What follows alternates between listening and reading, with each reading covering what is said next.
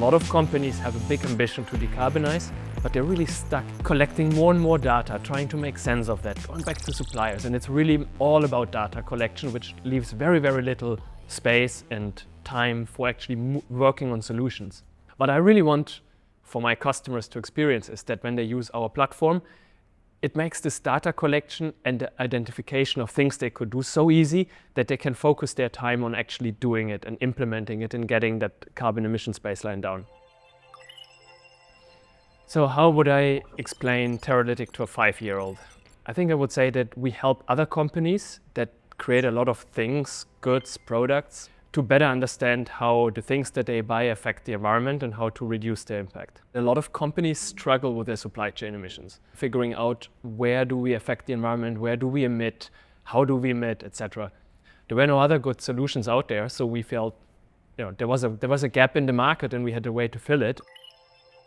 We're focusing on companies that build physical goods. It would be automotive, it would be air conditions, it would be refrigerators. All of those things that I just mentioned are made of these materials. So steel, aluminum, copper, brass. So whether you get your aluminum from China or from Norway can make a difference of like 6, 7, 8 times. And our solution basically helps companies better understand very little data, how the supply chain looks like. We can predict what is your footprint likely going to look like. And then once you know that, we can then match it with solutions, saying like, well, if you were to switch that to Norway, or if you were to ask that supplier in China to switch from grid to renewable electricity, that would reduce your carbon footprint significantly.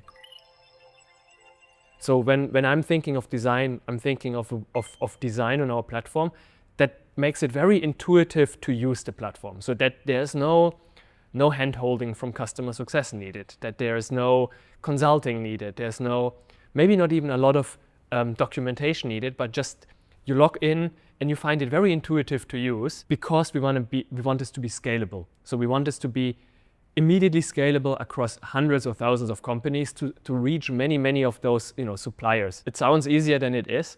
I think from a design perspective, because there are so many different stages in which a customer or supplier could be, it's quite a challenge.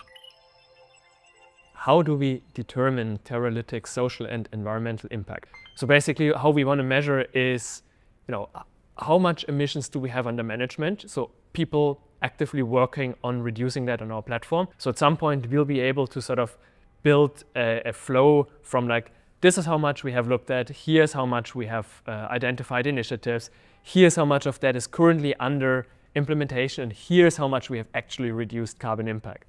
I think on a qualitative level, there's a lot of things that I would like for my daughters to be able to experience. Most coral reefs in the world will be dead by 2050. And that's even the case in a 1.5 degree scenario. I really, really want to help making this world a place in which it's worth living in the future.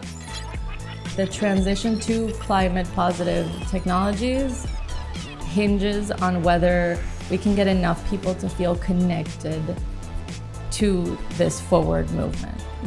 And we're very optimistic about when the highly emotional sensory discipline of design joins forces with the technical know-how of each of these innovations. Absolutely.